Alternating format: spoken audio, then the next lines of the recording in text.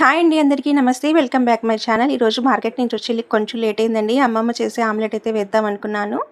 2 onions, half teaspoon salt, 1/4 teaspoon పసుపు, 1/4 tea spoon వచ్చి కారం అండి. ఇదైతే కలుపుకొని ఒక హాఫ్ అన్ అవర్ అలాగే పెట్టేయాలండి. హాఫ్ అన్ అవర్ పెడితే ఆనియన్స్ అనేది బాగా మ్యారినేట్ అయిపోతాయి. తర్వాత అయితే పచ్చిమిర్చి వేసి ఎగ్స్ అది నాటు కోడిగుడ్లు. ఇదైతే అమ్మమ్మ అయితే చిన్నప్పుడు చిన్న కోళ్ళ ఇల్లు ఉండేదండి అమ్మమ్మ వాళ్ళకి. దాని నిండా అయితే నాటుకోళ్ళు, కోడిగుడ్లు ఉండేది. అమ్మమ్మ ఇలాగే వేసేదంట. అమ్మ చెప్తా ఉంటే సేమ్ అదే ప్రాసెస్ చేశాను. నిన్నైతే అమ్మ చాలా బాధపడ్డారండి.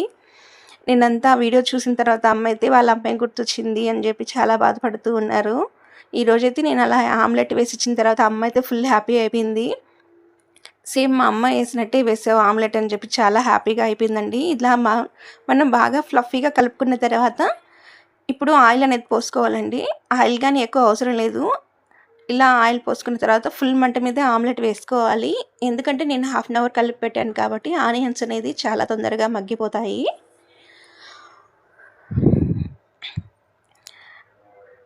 అమ్మమ్మ అయితే ఇలా వేసేదంటండి. మా అమ్మ అయితే చాలా ఇష్టంగా చెప్తా ఉండేది. తర్వాత అయితే అమ్మమ్మ సడన్గా అలా అయిపోయిన తర్వాత ఆ దర్గా దగ్గర ఉన్న తర్వాత కొన్ని రోజులకైతే అమ్మ వాళ్ళు వచ్చి అమ్మ పెద్దమ్మ ఇద్దరు తీసుకొని వెళ్ళి మా ఇంట్లోనే అంటే గూడూరులోనే మా ఇంట్లో పెట్టుకున్నారండి. పెట్టుకొని చాలా హ్యాపీగా అమ్మమ్మనైతే వాళ్ళిద్దరు చూసుకున్నారు. అమ్మమ్మ ఎలాగైపోయారంటే అన్నం వేసిస్తేనే తినేది, లేకుంటే లేదు, అలా అయిపోయారు.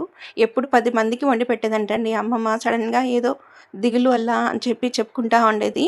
నేనైతే ఆకుకూర పప్పు చేశానండి. దీనికి కాంబినేషన్ ఆమ్లెట్ అయితే చాలా బాగుంది.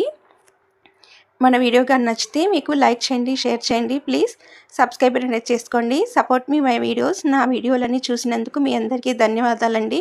అమ్మ అయితే ఫుల్ హ్యాపీగా ఉన్నారండి. మరొక కొత్త వీడియోతో మీ ముందుకు వస్తాను. బాయ్ అండి.